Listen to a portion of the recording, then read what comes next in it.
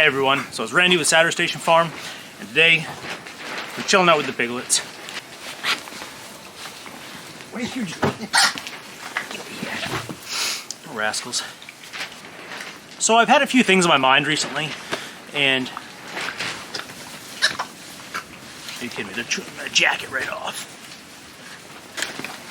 So I've been kind of going down this little rabbit hole lately. It seems like every time that I open up my news feed, a bunch of headlines have been popping up. And it just kind of got me thinking a little bit, kind of sitting back and pondering the future. So for the chew my jacket off. So one of the things that, within the organic movement, a lot of organic farms, and if you're a certified organic farm, is you do not use GMOs, genetically modified organisms, in your farm, on your farm. Like you don't give GMO feeds to your animals. You're not using synthetic pesticides or fertilizers. Much more emphasis on environmental crop rotations, moving animals, a lot of preemptive strategies to mitigate and minimize pathogens and diseases, so that the need for antibiotics, that kind of stuff, is minimized. And then should you have an issue, there are options, either organic, natural options, which aren't always as good or better than synthetics, but you kind of have a guideline that you stick to, and one of those big overarching guidelines is no GMOs. And so over the last, the wind blew right in there. So over the pandemic, we've seen a massive rise and acceptance in genetically engineered vaccines. The U.S. has a 75% vaccination rate. So 75% of the population is right on board with that. And I'm not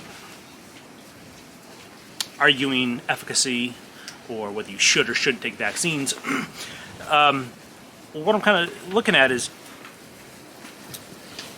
what once, just a couple years ago, was a growing trend in anti-GMOs in our foods. We started a lot of genetic engineering labeling laws were passed, so that when you see foods at the grocery store now, it may or may not say was produced with the genetic engineering, that kind of thing.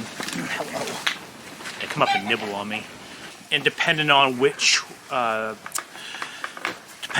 brand of vaccine you get, there's varying levels of genetic engineering, and also even within genetic engineering, there are variations within that. It's quite an interesting technology. It really is. In many ways, I'm actually very kind of like two parts. Maybe one, I'm very fascinated, like the thought that I can become a superhuman. But I don't want to be the early adopter. I kind of want to let the kinks get worked out on somebody else first. So anyway, I've been kind of thinking through that. Just that, generally, that's kind of interesting how we've culturally, you saw the rise of organic farms and produce and animals, and especially some of the animal welfare stuff going on. And then it just kind of, I don't want to say that it flipped, but it seems kind of odd that you'd have a scenario where somebody's saying, I don't want to eat an apple or an animal that has been exposed to GMOs, but yet I'll inject something in me that has been. So then, two other things just kind of at the same time kind of popped up in my news feed while I was kind of pondering this over. What are you doing? One was just a few days ago. Well, I think the news report was a few days ago. I'm basically going to write this up as a blog post, and I'll provide a link to my blog post. It'll have all the links of just some general stuff to read. You can kind of go down your own rabbit holes.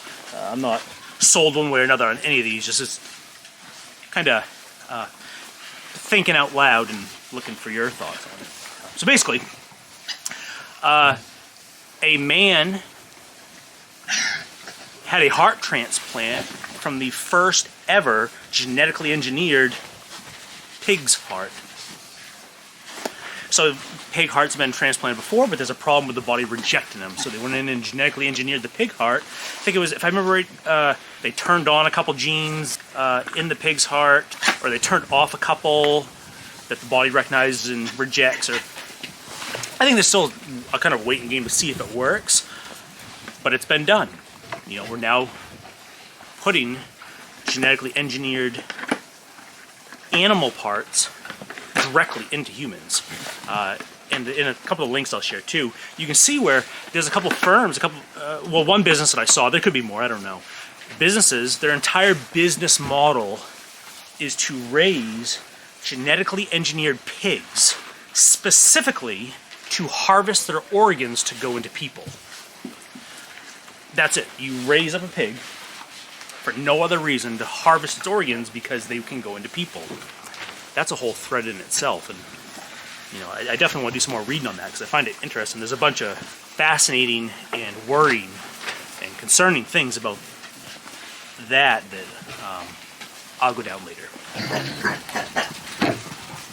Someone drove by. One of our customers picking up. So one of the other things that's come up recently that just popped in my news feed is the technology to create meat in a lab-grown meat. And I've heard about that in the past, and I haven't really thought about it. It's kind of like when vegans are talking. I'm not really paying attention, because to be a vegan, you've got to be pretty privileged to live in a state where you can live off veggies and supplement your diet. So I teach their own, but I generally don't pay attention that much. And kind of lab-cultured meat was kind of that way as well. But then I just saw a couple articles recently where it's looking like this year, 2022, there may be a much larger expansion of that market with the potential in the next couple of years of seeing lab-grown meat in your grocery store. Fully genetically engineered product. I don't know how you could even claim that meat in a lab is natural. And again, here's another one, natural. What the hell does that even mean? I got like 5 more videos to do just here, just trying to break these things down a little bit more. Because it's kind of that's such an obscure term, and natural does not equate good. But there is some common language around it that most people can kind of intuitively recognize. So with the lab-grown meat, there's so much to explore there and unpack. And that's not what I want. I'm just bringing it up because out of these 3 things, we have a massively worldwide vaccination rate that's using the GE technology. We're seeing genetically engineered animals being used in medicine for people, and we're seeing the rise of lab-grown cultured meats. And furthermore, as of January 1st, 2022, the USDA has now changed the wording from genetically modified organisms and, genetically engineered organisms to now bioengineered products. So now there's like this big catch-all for just bioengineering. When I'm stepping back, it just seems to me that it's been common in our diet, it's been common in our world, but it is increasingly now becoming. And so it makes me wonder is what is the future for organic farms now? Do GMOs in your diet even matter any longer? Is the national organic program going to have to change? Are we the way that we view things and the way that we associate with food and medicine, is that just going to be radically shifting in the next few years, 5 years, 10 years, my son and grandkids, should I have any, are going to be growing up in a vastly different world than I grew up in. You know, when I didn't get my first cell phone until I was in the military, and here I am now talking about lab-grown meat and raising animals strictly for organ transplanting processes. It's kind of wild. So I can only imagine what the next, 10, 20 years are going to bring. And so the only other really little part of that, so what I, kind of see is like, so this, for the long time, like you can see all the documentaries out there, Food Inc., kind of a classic one, but this idea that big agriculture has kind of been co-opted with the USDA, genetically engineering, patenting seeds, and now there are, I don't think, like 4 seed companies own like 60% of the seed supply, this big oligarchy of seed control and domination, big ag. I feel like there's this big kind of righteous grassroots grit that was kind of against that notion. The same crowd that was anti-GMO and for organic, natural, small-scale business principles. Well, now we have a rise of big pharmaceuticals partnering with the FDA and kind of taking these massive market share. I mean, look at the market share of Pfizer compared to all the other vaccine producers compared. In this public just acceptance of it, just giving them that power.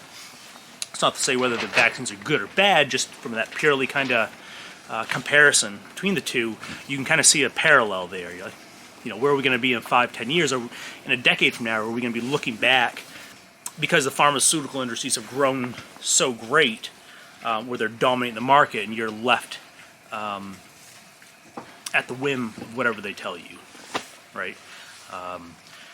It's not like it hasn't happened before. So I find it so I don't have a real definitive answer. There's not, this is, I mean, like I said, I could probably do 4 or 5 more videos just on breaking down each one of these little topics even farther. And really, that's just me kind of thinking out loud and trying to process everything going on. And I thought, what better way to process that than do it, just put it out there to my customers and hopefully some actual certified organic farms that are very vested and against GMOs, and just get their feelings on it. Like, is it maybe I don't want to eat certain crops, but maybe in a life-threatening situation it's cool, or maybe you don't care. I don't know. Where do we go from here? Or what do you think? More so, probably more so than anything, what do you think the future holds, right? I think there will always be a place. I think there's always going to be a place for a segment of the population that gravitate towards self-sufficiency and self-preparedness and small agrarian values and hunter-gatherer values, and that basic living with the seasons, working with your hands, the craftsmen and the artisans and the small businesses of the world, not just in the U.S., but I think that's a very human thing. There's a point where some technologies fail and you lose touch with, whatever you want, natural order of things, I guess if you want to call it that. But there is a rhythm and a pace to life that I think the closer you get to the source of those natural rhythms and paces, the more connected and grounded people feel. They get closer to their purpose, and they don't get so lost in the sauce of technology. What's up, guys? So I don't know. That's kind of it. I just had a bunch of thoughts in my head, and maybe they're just speculative, and then maybe it's I don't know. Just trying to work it all out, and it seems much larger than anything I'm going to solve on my own. And so I'm just going to pool some ideas from all of you, and new perspectives are good, and they hopefully should present some insights. If you guys like this style of video, barnyard chat with the piglets, I'll grab a different jacket next time. And then just let me know. I still have a bunch of how-to videos in the works and things I want to show you guys, but for now, why don't we just wrap it up there? I hope I've earned your subscription because this has been worth your time. And if so, let me know. And we'll keep the conversation going. Thanks a lot, guys. Have a good day.